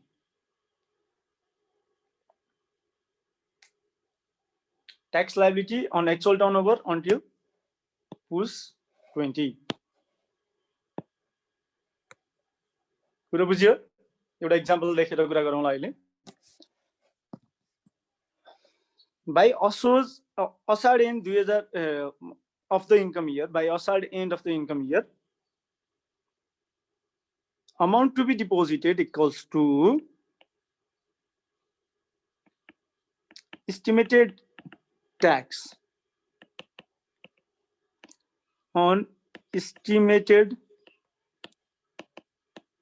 turnover for the year minus tax paid on first installment. Tax paid on first installment.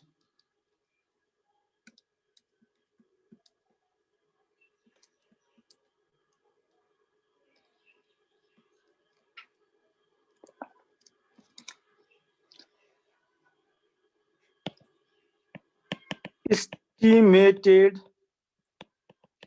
tax equals to estimated tax equals to estimated turnover multiplied by rate as discussed above. हामीले माथि discuss गरे जस्तै भयो। Estimated turnover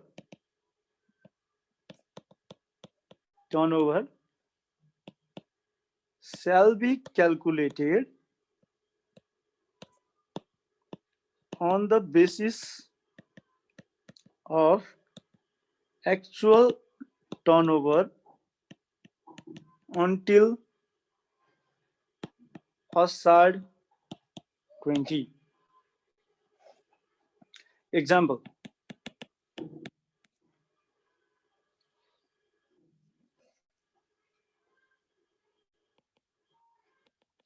Kalika Enterprises,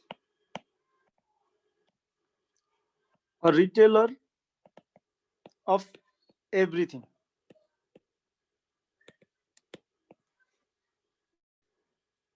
Everything.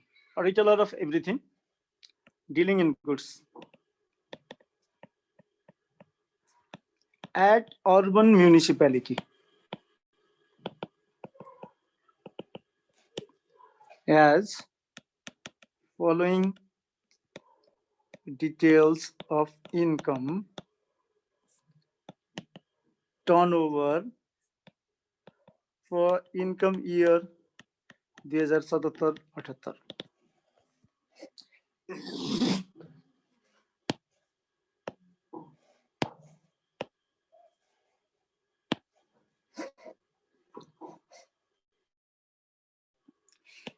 Actual turnover until push 202077, 22 lakh.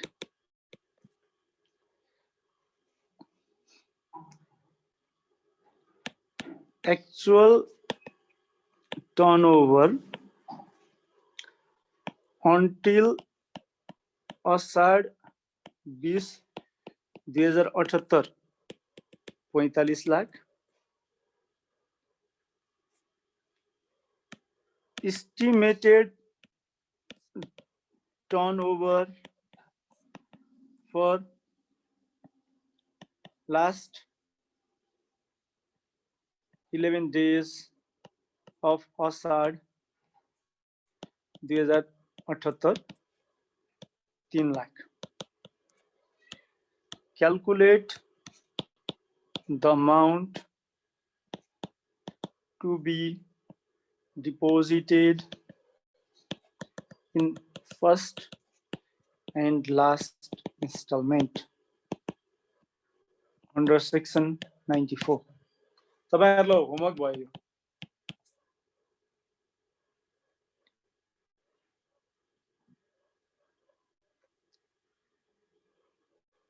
के छ सुन्नु पर्ने?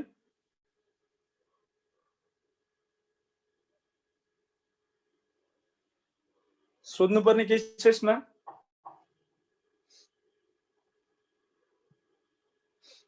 यसपछि लाग्यौं. When to pay withholding taxes or deemed withholding taxes भन्दा by push end, by Ashadh end. अब यसमा क्लियर छैन मेरो. म के भन्छु भन्दा पुष एन्ड सम्म कहिलेसम्मको बुझाउने भन्दा श्रावण टु मंसिर और पुष के पनि बुझाइदिए भयो. मंसिर और पुष.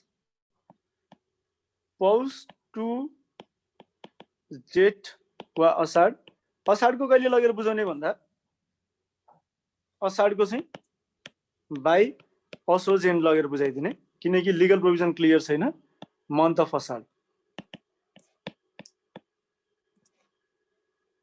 कहिलेको अषाढ भन्दाखेरि चाहिँ by push and 20x1 20x1 कै असोज and 20x2 yeah Ashadh and Ashadh है. यो असोज हैन अषाढ हो. 20x1 पुष टु 20x2 असोज एन्ड 20x2 अषाढ 20x2 को लगेर बुझाइदिने. टीडीएस रिटर्न चाहिँ हरेक महिना भर्नु पर्यो लिगल्ली. टीडीएस रिटर्न चाहिँ हरेक महिना भर्नु पर्यो लिगल्ली. अब टीडीएस टाइममा बुझाएन भने ब्याज कति हो भन्दा टीडीएस टाइममा नबुझाएको ब्याज 15% per annum हो. विवरण नबुझाएको 2.5% per annum हो. माथि हामीले जे भन्यौ त्यही नै हो. यो यसलाई पनि एप्लिकेबल हुन्छ. यो विथहोल्डी रहेछ. यो चाहिँ विथहोल्डी रहेछ. र डिम्ड विथहोल्डिङ अफ ट्याक्स को सिचुएसन आयो भने के हुन्छ भन्दा विथहोल्डीले अर्को महिनाको 25 गते भित्र आफैले लगेर पैसा बुझाउनु पर्ने सिचुएसन जे हो त्यो नै भइहाल्यो. अब एस्टिमेटेड ट्याक्स रिटर्न बुझाउनु पर्छ कि पर्दैन? Estimated tax return must be filed estimated tax return बुझाउनु पर्छ कि पर्दैन भन्दा इस्टिमेटेड ट्याक्स रिटर्न बुझाउनै पर्छ। Estimated tax return must be filed. Income return बुझाउनु पर्छ कि पर्दैन? त्यसपछि आयो income return must be filed. कहिलेसम्म? Filed within 3 months of the end of income year, unless there is an extension under section 98 or tax authority demands income return before the due date of filing return, invoking section 97 subsection 5, 96 subsection 5. Revision in income return allowed. Income return मा revision गर्न पाइन्छ कि पाइदैन भन्दा allowed if the return is filed within the due date of filing the return and 1 month from filing of return has not been elapsed.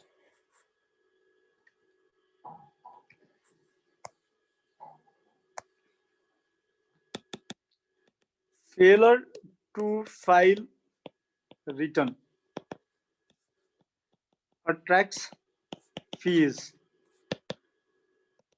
which is higher of income return file गरेन भने के हुन्छ भन्दा fee लाग्छ।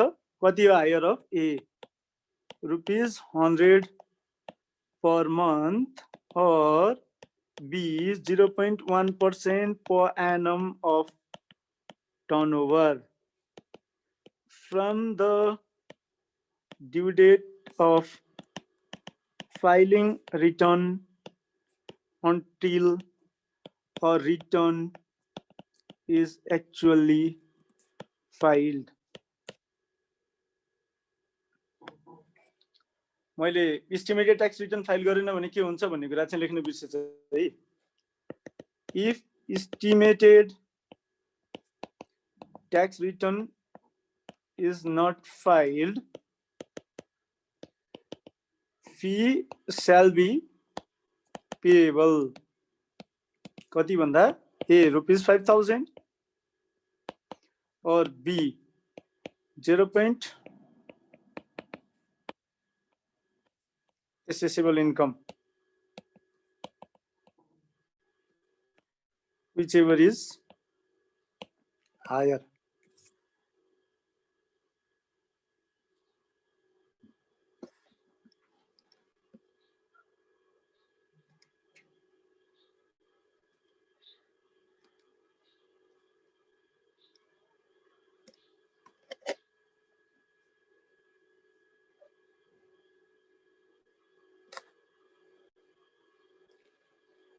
ठीक छ। Estimated return file गरेन भने ₹5,000 वा ₹5,000 or 0.01% of assessable income whichever is higher भनेपछि इन्कम रिटर्न फाइल गरेन भने चाहिँ ₹100 per month or 0.1% per annum of turnover from the due date of filing return until the return is actually filed per annum, calculated on the basis of number of days delay.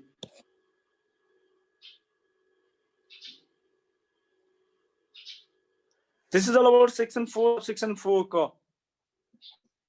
This is all about section 4, subsection 4 ka.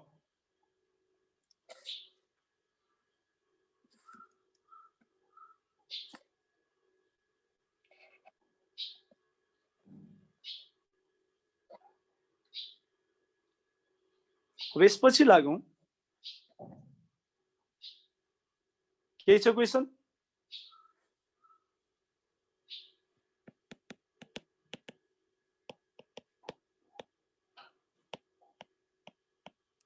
Filing of income return.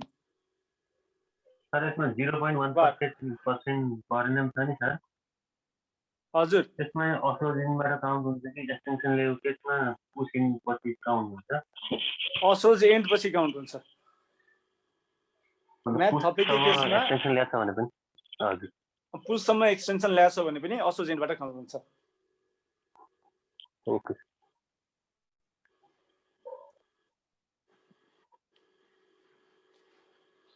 अब हामी आजलाई यति नै गरौँ किनकि अब 7-8 minute मात्रै बाँकी छ। म तपाईहरुलाई के रिक्वेस्ट गर्छु भन्दा तपाईहरु लगभग 50% जति चाहिँ ठ्याक्कै 6:30 बजेतिर यहाँ ठ्याक्कै 6:30 बजे नै जुममा देखिनुहुन्छ वेटिङ लिस्टमा भने बाँकी साथीहरु आउनलाई चाहिँ 10-12 मिनेट टाइम लाग्छ। अब त्यो रिजनले गर्दा मैले कुरी पनि राख्छु 10-12 मिनेटलाई र क्लास ठ्याक्कै 6:30 बजे सुरु हुन सकेको छैन। त्यो हिसाबले तपाईहरुलाई के चाहिँ रिक्वेस्ट गरे मैले भने ठ्याक्कै 6:30 मा तपाईहरु जोइन हुनुभयो भने मलाई 1-2 मिनेट ढिला हुँदा 6:30 to 33 हुन्छ तपाईहरुलाई एक्सेप्ट गर्नलाई। त्यति भएपछि हामी 6:35 देखि क्लास सुरु गर्न सक्छौं। 6:42 6:45 भइराछ जुन त्यसलाई हामी घटाउन सक्छौं। 10-15 मिनेट भनेको यताको 10-15 मिनेट उताको 10-15 मिनेट गर्दा आधी घण्टाको जस्तो टाइम आउँछ। त्यति हुँदा नभए नि 15-20 मिनेटको टाइम आउँछ and it is very much heavy time. त्यही भएर मैले तपाईहरुलाई के रिक्वेस्ट गरे भन्दा म भोलिदेखि 6:32 या 6:33 भन्दा पछाडी 6:35 भन्दा पछाडी कुर्दिन। तपाईहरुले कभर अप नोटबाट कभर अप गर्नुभयो भने ठीक छ, नभए गाह्रो होला। 6:35 भन्दा पछाडी कुर्दिन। त्यही भएर त्यो भन्दा अगाडि नै तपाईहरु जोइन भइदिनु होला कृपया। आजलाई यति नै गरौँ। यदि कुनै क्वेशन छ भने सोध्न सक्नुहुन्छ। यु हैव अ क्वेशन है, मैले तपाईहरुलाई एउटा क्वेशन दिएको छु माथि। यो estimated tax instalment tax identify गर्ने यो क्वेशनको एन्सर गरेर पठाउनु होला र मैले अस्ति चेक गराएको छु होमवर्क, अलिअलि फिडब्याक पनि दिएको छु। होमवर्क नगर्नेहरुको नाम चाहिँ म भोलि भनाउला। सर अहिलेलाई यति नै गरौँ। हजुर सर हिजोको क्लासको क्वेशनको पीडीएफ आएको छैन। त्यो मलाई पनि याद छ। अनि सर यो तपाईसँग भएको सजेस्टेड कम्पाइलेसन मिल्छ भने फरवर्ड गरिदिनुस् न सर, त्यसबाट पढ्न सजिलो हुन्थ्यो। सजेस्टेडको कम्पाइलेसन त मिल्दैन नि त। तपाईहरुलाई म अप्सन चाहिँ दिन सक्छु हैन। आइक्यानको जस्तो क्याप2 को सजेस्टेडको कम्पाइलेसन जुन छ त्यो आइक्यानको क्याप2 को सजेस्टेडको कम्पाइलेसन हो। भनेको मतलब तपाईहरुसँग यदि कोही मेम्बर आइक्यानको मेम्बर तपाईहरुसँग नजिकमा भइहाल्नुहुन्छ हैन, उहाँहरुले मेम्बर लगइनबाट जानुभयो र फ्याकल्टीबाट जानुभयो भने त्यो डाउनलोड गर्न सक्नुहुन्छ के। हुन्छ सर। मैले नै दिन किन मिलेन भन्दा अब त्यो मलाई त इन्ट्रेस्ट गराछ नि त आइक्यानले, मलाई नै काम दिएछ अनि मैले नै बाँड्दै हिँड्न त मिलेन नि त फेरि। एटलिस्ट सर हामीले पढेको पार्टको चाहिँ एउटा होमवर्कको रूपमा अस्ति जसरी दिनुभएको थियो त्यसरी दिनुभयो भने त्यो म अर्को मैले उसको चाहिँ पठाइरहेको छु के भन्छ रे हिजोको अस्तिको पीई को चाहिँ पठाइरहेको छु मैले। अस्ति बनाएर राखेको छु हैन। हजुर त्यो म आज पठाइदिन्छु पीई को चाहिँ। हुन्छ सर। त्यो बाहेक अब यिनीहरुको यदि कुनै क्वेशन छ भने त्यो म पठाइदिन्छु पठाउनलाई चाहिँ। लास्टमा कम्पाइल क्वेशन चाहिँ आउँछ है अन्तिममा। अब कहिलेसम्म आइपुग्छ थाहा छैन, आउन चाहिँ आउँछ। मेन कुरा चाहिँ यहाँ हाम्रो मेम्बरशिपको साथीहरुलाई चाहिँ मेम्बरशिपको एक्जाम दिलाउनलाई एकदम हतार जस्तो गरेको खासमा। त्यही भएर थोरै एक्जाम्पलहरु भयो भने पनि प्र्याक्टिस भयो भने पनि उहाँहरुलाई चाहिँ कम्प्लिट हुन्छ पढ्नलाई र पास हुन सक्नुहुन्छ, मार्क्स ल्याउन सक्नुहुन्छ भनेर हो खासमा हैन। अहिलेलाई चाहिँ म ती क्वेशनहरु चाहिँ फरवर्ड गर्छु। जे गरेछ त्यो चाहिँ म फरवर्ड गर्छु। टुक्राएर चाहिँ फरवर्ड गर्छु। होलसेलमा चाहिँ म सक्दिन है। ल हुन्छ सर। एउटा इन्डिभिजुअल फाइल चाहिँ म सक्दिन। ठीक छ? हस् सर। ल okay, thank you everyone. Thank you sir.